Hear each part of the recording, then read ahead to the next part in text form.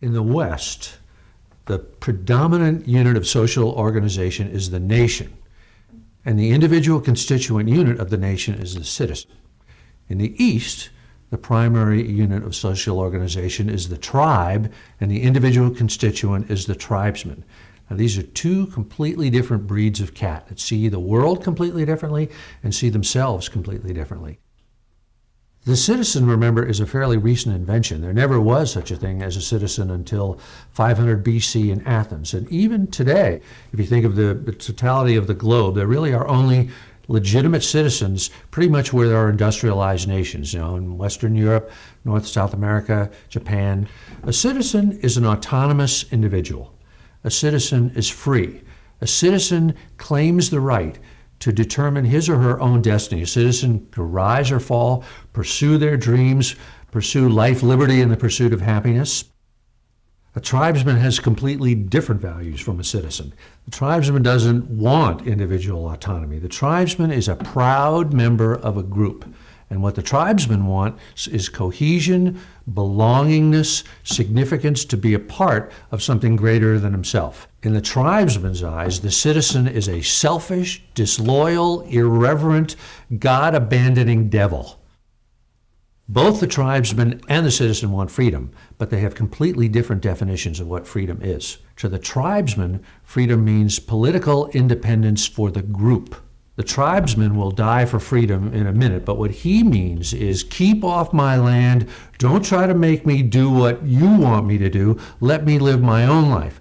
When we citizens come in and we say freedom, we say send girls to school, open up society, allow every individual to rise or fall on their own merits. And that's two completely conflicting points of view.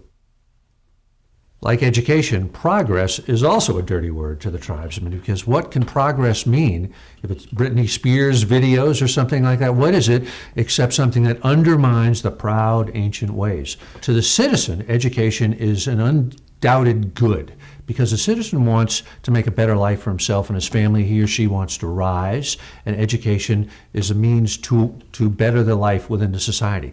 But the tribesman is very conservative, as we said before. The tribesman believes that things are good just the way they are, so that education is not a positive to him, it's a negative. When a person gets educated, a tribal person gets educated, they want to start changing the system. So education becomes a threat to the great, noble, proud, traditional, ancient ways.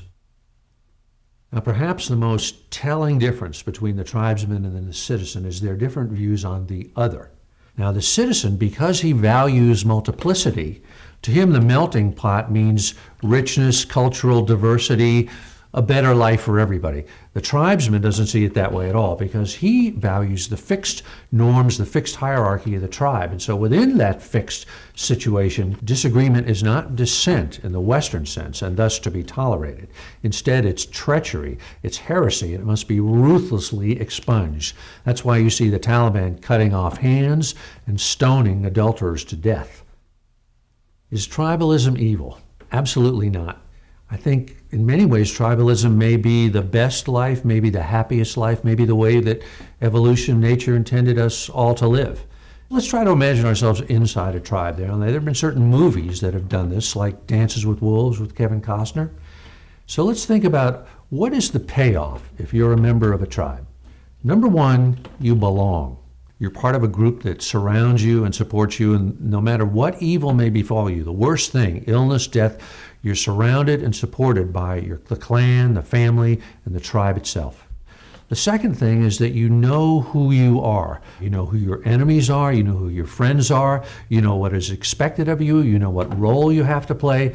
You are absolutely secure in your identity. You suffer none of the Western ills that we're all so aware of: alienation, isolation, loneliness. In a tribe, your identity is solid and grounded. Another very important thing is you have significance. You're valued, your world has meaning, because the tribe has a unified view of the world and where each individual fits into it. Now, this is a tremendously powerful force that keeps people in the tribe. That is a payoff in the tribe. Now, I once knew a Marine gunnery sergeant, and he used to explain to his young Marines that they got two kinds of salaries. They got the financial salary, and they got a psychological salary. And the psychological salary was all these tribal benefits, these intangibles of the sense of belonging, a sense of significance, a sense of identity, that you know who you were, that you were part of something that was greater than yourself. In a tribe, you might not have individual autonomy, but you've got structure, safety, significance, and security. These are big, big pluses. It's not hard at all to understand why tribesmen love their way of life and why they're willing to die to preserve it.